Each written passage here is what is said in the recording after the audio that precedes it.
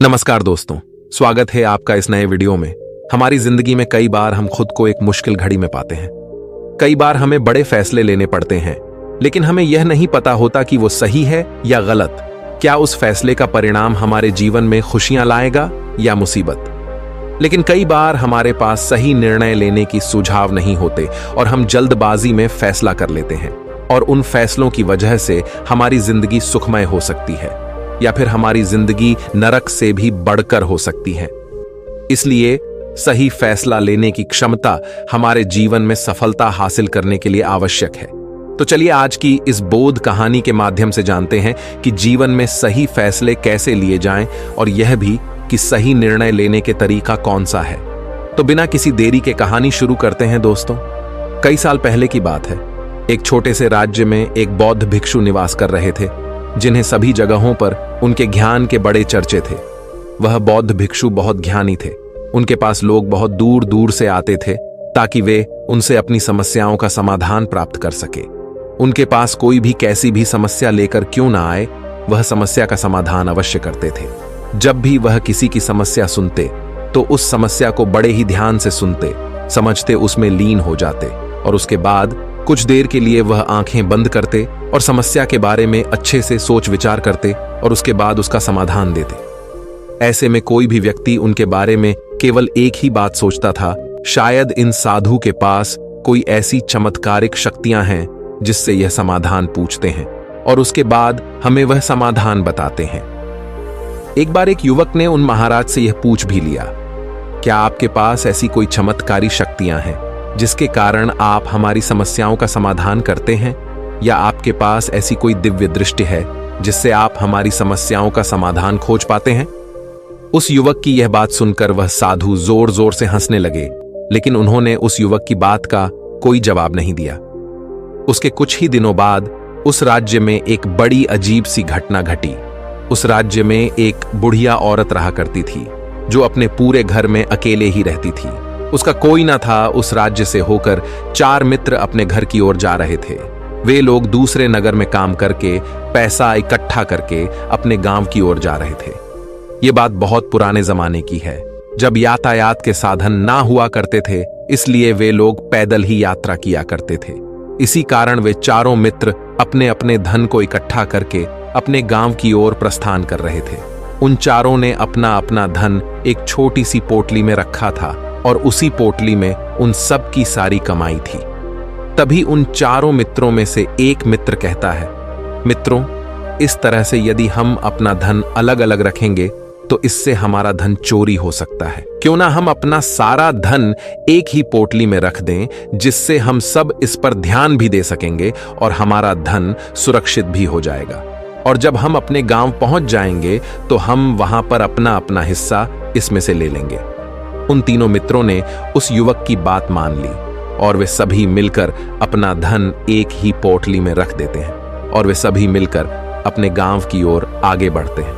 चलते चलते काफी समय बीत चुका था और अब रात्रि होने वाली थी।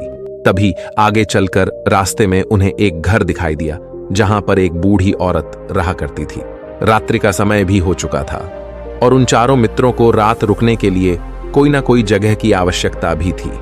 ऐसे में उन चारों ने मिलकर यह योजना बनाई कि वे लोग आज रात इसी घर में ठहरेंगे। इसलिए वे चारों लोग उस घर की ओर आगे बढ़ते हैं। उस घर का दरवाजा खटखटाते हैं। तभी सामने से एक बूढ़ी औरत दरवाजा खोलती है और उन चारों मित्रों में से एक मित्र हाथ जोड़कर उस बूढ़ी औरत से कहता है, माता जी, हम अपने गांव की ओर जा रहे थे, लेकिन यहां रास्ते में ही रात हो गई और अब हम इतनी रात में सफर नहीं कर सकते। इसलिए हमारी आपसे विनंती है कि हम आपके यहाँ पर एक रात रुकना चाहते हैं। सुबह होते ही हम यहाँ से चले जाएंगे। उस बूढ़ी औरत ने काफी देर सोच विचार किया और उसके बाद वह बूढ़ी औरत कहती है, ठीक है, तुम सभी आज रात के लिए यहाँ पर रुक सकते हो। मुझे कोई दिक्कत नहीं, मैं खाना बनाने जा रही हूँ। कहो तो तुम लोगों के लिए भी बना दूं। उन चारों ने सहमति जताते हुए कहा, हाँ बिल्कुल। उसके बाद उन चारों मित्रों ने धन की पोटली उस बूढ़ी औरत को थमा दी और कहा, माता जी, इस पोटली में हमारे साल भर की कमाई है। हम चारों ने अब तक का अपना सारा कमाया हुआ धन इसी पोटली में रखा है और अब हम इसे आपको सौंपते हैं, क्योंकि यह हम चारों से ज्यादा आपके पास सुरक्षित होगा। हम बस इतना चाहते हैं कि यदि हम चारों में से कोई एक व्यक्ति से लेने आए तो आप इस पोटली को उसे मत देना जब तक कि हम चारों एक साथ इस पोटली को लेने न आए। तभी वह बूढ़ी औरत कहती है, ठीक है बेटा, यदि तुम चारों एक साथ आओगे तभी मैं इस पोटली को आपको सौंपेंगे। और वैसे भी आप लोग तो सुबह यहां से चले जाने वाले हैं। मैं आपको सुबह ही यह पोटली थमा दूंगी, वह धन की पोटली। उस बूढ़ी औरत को थमाकर चारों मित्र निश्चिंत हो जाते हैं कि अब उनका धन सुरक्षित है और वे लोग खाना खाकर सो जाते हैं। अगली सुबह जब वह चारों उठते हैं तो सभी लोग अपनी आगे की यात्रा के लिए तैयारियां शुरू कर देते हैं। उन चारों नौजवानों में से एक नौजवान थोड़ा सा बदमाश था। वह अपने उन तीनों मित्रों से कहता है, भाइयों, इस बूढ़ी औरत ने हमारी रात भर खातिरदारी की है, हमें अच्छा भोजन खिलाया, सोने के लिए अच्छी जगह दी, रात भर यहां सर छुपाने के लिए एक अच्छा मकान दिया और हमने अब तक उसके लिए कुछ नहीं किया। वह बूढ़ी औरत अकेले ही खेतों में काम कर रही है। क्या हम सभी यहां से जाने से पहले इस बूढ़ी औरत की मदद नहीं कर सकते? उस बदमाश नौजवान ने मन ही मन यह योजना बना ली थी कि वह किसी तरह से भी उस बुढ़िया से पोटली हासिल करके ही रहेगा। बाकी के तीनों मित्र उसकी बातों में आ जाते हैं और वे सभी मिलकर उस बुढ़िया की मदद करने अर्थात खेतों में काम करने के लिए चल पड़ते हैं। वे सभी मिलकर खेतों का काम कर ही रहे थे कि तभी वह बदमाश नौजवान अपने बाकी तीनों मित्रों से कहता है, मित्र, मुझे जोरों की प्यास लग गई है, मैं जरा उस बूढ़ी औरत से पानी मांगकर लाता हूं। वह बाकी मित्र भी अब काफी थक चुके थे, उन्हें भी जोरों की प्यास लगी थी, इसलिए वह तीनों मित्र उसे वहां से जाने की अनुमति दे देते हैं। जैसे ही वह बदमाश उस बूढ़ी औरत के पास पहुंचता है, वह उस बूढ़ी औरत से कहता है, माता जी, अब हम यहां से जा रहे हैं, कृपया करके हमारे धन की पोटली हमें वापस दे दें। इस पर वह बूढ़ी औरत कहती है, नहीं नहीं, जब तक तुम चारों एक साथ ना हो तब तक मैं वह पोटली किसी को नहीं दे सकती। तुम्ही ने तो कहा था कि जब तक हम चारों एक साथ ना हो तब तक यह पोटली किसी को नहीं देनी है। तभी वह बदमाश उन तीनों की तरफ इशारा करते हुए कहता, हे लाओ। उन तीनों ने सोचा कि हमारा मित्र हमारे लिए पानी लाना चाहता है, इसलिए वह हमसे आज्ञा मांग रहा है। तभी उन तीनों मित्रों ने इशारे में उस युवक से कहा, हाँ हाँ ठीक है, ले आओ। ये देख, उस बुढ़िया को यह लगने लगा कि अब ये चारों यहां से जा रहे हैं और ये अपनी पोटली मांग रहे हैं, इसलिए उस बुढ़िया ने वह कोठलाकर उस बदमाश के हाथों में रख दी और वह बदमाश उस पोटली को लेकर वहां से चला गया और बाकी के तीनों मित्र अपने खेत के काम में व्यस्त हो जाते हैं। कुछ देर के बाद जब वह तीनों खेत का काम करके वापस लौटते हैं और बुढ़िया से कहते हैं, माता जी, हमारा मित्र जो यहां पानी पीने आया था वह कहाँ गया? इस पर वह बुढ़िया कहती हैं, क्या वह पानी पीने आया था? पर वो तो कह रहा था कि हम चारों जा रहे हैं, कृपया करके हमारे धन की पोटली हमें थमा दें। तब तीनों बड़े आश्चर्य होकर उस बुढ़िया से कहते हैं, माता जी, हमने भला कब कहा वह पोटली मांगी थी? हमें तो प्यास लगी थी और हमने पानी के लिए इशारा किया था। तभी बूढ़ी औरत उन तीनों से कहती हैं, परंतु अब तो वह पोटली लेकर जा चुका है।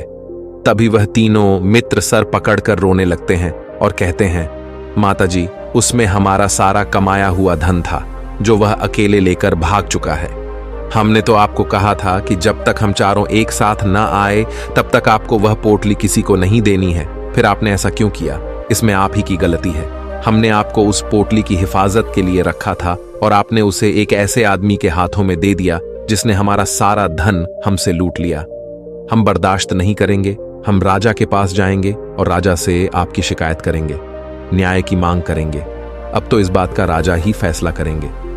तीनों नौजवान क्रोधित होकर राज दरबार में पहुंच जाते हैं और अपनी सारी समस्या उन राजा को बता देते हैं। जब वह राजा उन तीनों नौजवानों की बात ध्यानपूर्वक सुनता है तो वह तुरंत ही उस बुढ़िया को राज दरबार में पेश होने का आदेश देता है। राजा के आदेश पर राजा के सैनिक तुरंत ही उस बूढ़ी औरत को राज दरबार में पेश करते हैं और राजा भरी दरबार उस बूढ़ी औरत को दोषी करार कर देता है और कहता है, तुम्हें वह पोटली उस अकेले व्यक्ति को नहीं देनी चाहिए थी। जब उन्होंने तुमसे कहा था कि जब तक वह चारों एक साथ उस पोटली को लेने ना आए तब तक तुम्हें वह धन किसी को नहीं देना चाहिए था। इसमें तुम्हारी गलती है और अब तुम्हें इसका हर्जाना भरना होगा, तुम्हें इनका धन लौटाना होगा। राजा का यह आदेश सुनकर बूढ़ी औरत फूट फूट कर रोने लगती है और राजा से मदद की गुहार लगाती है और कहती हैं, हे राजन, मैं तो एक बूढ़ी औरत हूं और मेरे पास इतना धन नहीं है और ना ही मेरे घर में कोई ऐसा है जो धन कमाता हो। मेरे पास इतना धन नहीं कि मैं इनका धन लौटा सकूं। मैं तो अकेली हूं, बेसहारा हूं, कृपा करके मुझ पर रहम करे। लेकिन राजा उस बूढ़ी औरत की एक नहीं सुनता। वह बूढ़ी औरत रोते हुए अपने घर की ओर जा रही थी। ये सोच रही थी कि आखिर मैं इतना धन कहां से लाऊं, कि कैसे मैं उन लोगों का यह धन उन्हें लौट आऊंगी। मेरे पास इतना धन नहीं है। मैं क्या करूं, कैसे करूं, कहां से लाऊं इतना धन? यदि मैंने उनका धन नहीं लौटाया तो मुझे राजा मार डालेगा। वैसे भी मेरी ही गलती है। जब उन चारों ने मिलकर मुझसे कहा था कि जब तक हम चारों एक साथ ना आए तब तक वह पोटली किसी को नहीं थमानी है, फिर भी मैंने वह पोटली केवल उस एक व्यक्ति को थमा दी। इसमें गलती तो मेरी ही है। वह रोते रोते ये सारी बातें सोचते हुए अपने घर की ओर जा रही थी। तभी रास्ते में उस बूढ़ी औरत को वहीं संत मिले जो उस नगर में किसी भी समस्या का समाधान बड़ी ही सरलता और सहजता से करते हैं। उन्होंने उस बूढ़ी औरत से कहा, क्या बात है बेटी, क्यों रो रही हो? इस पर वह बूढ़ी औरत उस संत को सब कुछ सच सच बता देती है और कहती हैं, हे महाराज, इसमें गलती तो मेरी ही है। उन चारों ने तो पहले ही कहा था कि जब तक वे चारों एक साथ ना आए तब तक वह पोटली मुझे किसी को नहीं देनी है। लेकिन मेरी हिम्मत मारी गई थी जो मैंने वह पोटली केवल एक व्यक्ति को थमा दी और वह उनका सारा धन लेकर वहां से भाग गया। लेकिन अब मुझे यह समझ नहीं आ रहा कि मैं वह सारा धन कहां से लाऊं, कैसे जुटाऊं। मेरे पास इतना धन नहीं है और राजा ने तो आदेश भी दे दिया है कि मुझे उनका धन लौटाना ही पड़ेगा।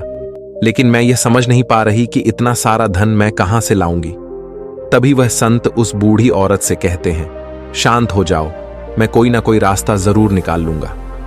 इतना कहकर वह संत वहीं पर बैठ जाते हैं, ध्यान करने लगते हैं। कुछ देर के लिए आंखें बंद कर सोचते हैं, विचार करते हैं। मौन रहकर वह समस्या का समाधान निकालते हैं और उसके बाद वह उस बूढ़ी औरत से कहते हैं, बेटी, राजा ने फैसला किया है, वह बिल्कुल गलत है।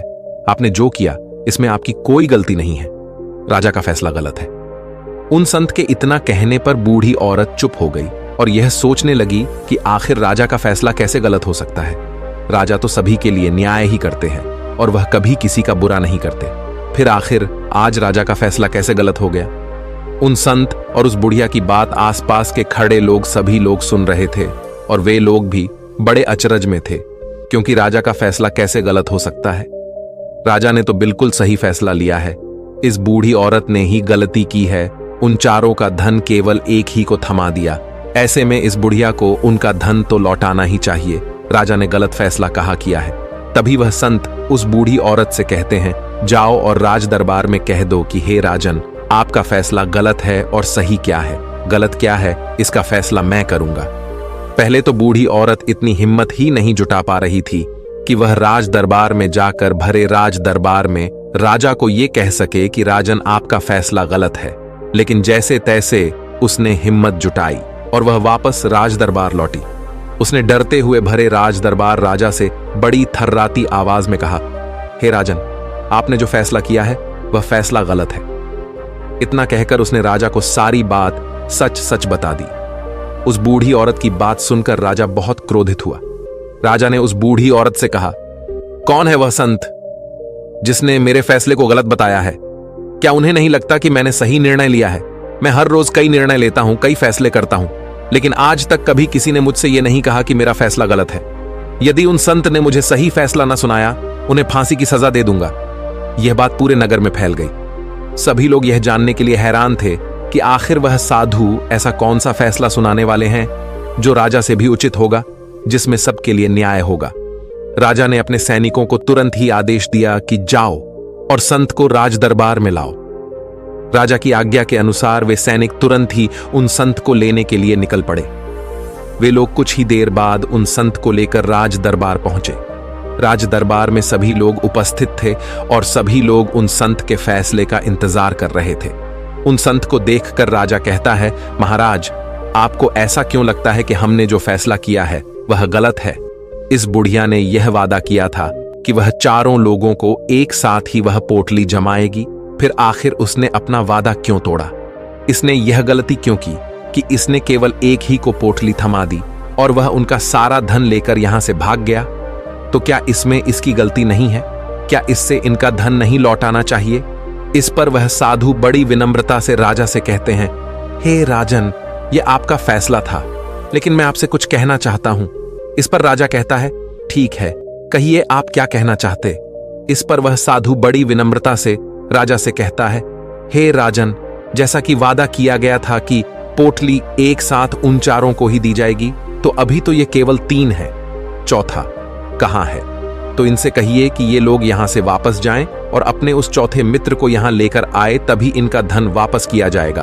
और वादा भी ऐसा ही किया गया था कि जब तक चारों लोग एक साथ ना हो तब तक उनका धन उन्हें नहीं लौटाया जाएगा। और यदि यह बूढ़ी औरत इन तीनों को धन लौटा देती है तो ये बूढ़ी औरत अपना वादा तोड़ देगी, और ये सही नहीं है। इसलिए यदि आप चाहते हैं कि इनका धन लौट आया जाए तो पहले इनसे कहिए कि ये लोग जाएं और अपने उस चौथे मित्र को यहां पर वापस ले आए। उस राजदरबार में हर कोई इस बात को सुनकर बहुत खुश हुआ। सभी ने उन संत की बहुत तारीफ की। राजा भी उन संत के इस फैसले से पूरी तरह से सहमत था। राजा तुरंत ही उन संत के सामने सिर झुका लेता है और हाथ जोड़कर उनसे कहता है, हे महाराज, आपका यह फैसला इतना सही कैसे हो सकता है? आखिरी बात मेरे दिमाग में आई क्यों नहीं? मैंने इस बात को इस तरह से सोचा क्यों नहीं? तभी वह साधु उस राजा से कहते हैं, हे राजन, आपके पास और भी काम होते हैं। आप दिन भर व्यस्त रहते हैं और आपको जल्दबाजी में फैसले लेने पड़ते हैं। आपने इस मामले को सुना समझा, लेकिन इसे देखने में आप गलती कर गए। इससे आपने केवल ऊपरी तौर पर देखा। आपने इसकी गहराई तक जाने का प्रयास तक नहीं किया। यदि आपने इस मामले की गहराई को देखा होता, समझा होता, तो आप भी इसी नतीजे पर आते। जब तक हम किसी मामले की गहराई तक नहीं जाते, तब तक हम उसका सही समाधान नहीं निकाल सकते। लेकिन हम में से अधिकांश लोग तो अपने फैसले केवल जल्दबाजी में लेना चाहते हैं, भले ही वह मामला कितना भी गंभीर क्यों ना हो। हमें तो बस अपना हक चाहिए, हमारा नाम होना चाहिए, भले ही फैसला हमारे लिए आगे चलकर हमारे लिए नुकसानदायी क्यों ना हो। लेकिन हम तो उस मामले की गहराई तक जाने के लिए सोचते तक नहीं। तभी वह राजा उन संत से कहता है, हे महाराज, क्या आपके पास कोई दिव्य शक्तियां हैं? क्या आपके पास ऐसी कोई चमत्कारिक शक्ति है जिसे आप सवाल करते हैं और बदले में वह आपको जवाब देती है, जिस कारण आप सटीक और सही समाधान बता पाते हैं? राजा की यह बात सुनकर वसंत मुस्कुराने लगे और राजा से कहते हैं, हे राजन, यह सवाल मुझसे कई लोगों ने पूछा है और मैंने कभी किसी का कोई जवाब नहीं दिया। लेकिन आप इस राज्य के राजा हैं, इसलिए मैं आपके इस प्रश्न का उत्तर देता हूं। आप में से कई लोगों को यहां ऐसा लगता है कि मेरे पास कोई ऐसी शक्तियां हैं जिससे मैं बात कर सकता हूं, जिससे मैं कोई भी समस्या का समाधान पा सकता हूं। लेकिन मैं आप लोगों को एक बात सच सच बता देता हूं, मेरे पास ऐसी कोई शक्तियां नहीं हैं। मैं तो केवल हर मामले की गहराई तक सोचता हूं, उस बात पर विचार करता हूं, और जब मैं विचार करता हूं तो मेरे सामने कई सारे समाधान आते हैं, और जो समाधान मेरे सामने आते हैं मैं उन पर भी विचार करता हूं, उनके बारे में भी गहराई तक जाता हूं। और जब मुझे लगता है कि इस समस्या का समाधान यही होना चाहिए, तभी मैं समाधान उस व्यक्ति को देता हूं ताकि वह अपनी समस्या का समाधान कर सके। अब आप ही सोचिए, आप जल्दबाजी में यह फैसला लेकर इस बुढ़िया का जीवन पूरी तरह से बर्बाद कर देते। हमारा पूरा जीवन केवल एक फैसले पर निर्भर करता है। यदि वह फैसला सही हुआ तो हमारा जीवन अच्छा बन जाएगा, और यदि वह फैसला गलत निकला तो हमारा जीवन नर्क से भी बदतर हो सकता है। इसलिए यदि आप सही और सटीक फैसला लेना चाहते हैं तो आपको मौन रहना सीखना पड़ेगा। मौन रहकर उस पर विचार करना सीखना होगा, क्योंकि हमारे फैसले ही हमारा भविष्य तय करते हैं, हमारी जिंदगी का अगला पड़ाव तय करते हैं।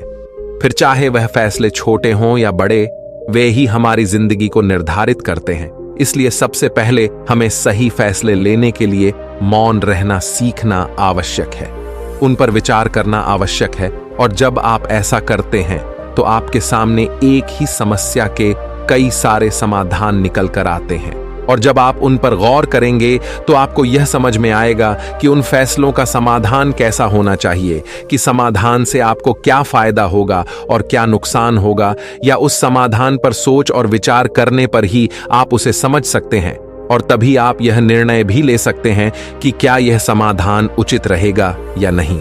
और यह सब संभव हो सकता है यदि हम कम बोलना शुरू करें, अब पूरी तरह से मौन हो जाए। इसका अर्थ यह है कि आप भीतर से शांत हो जाएं।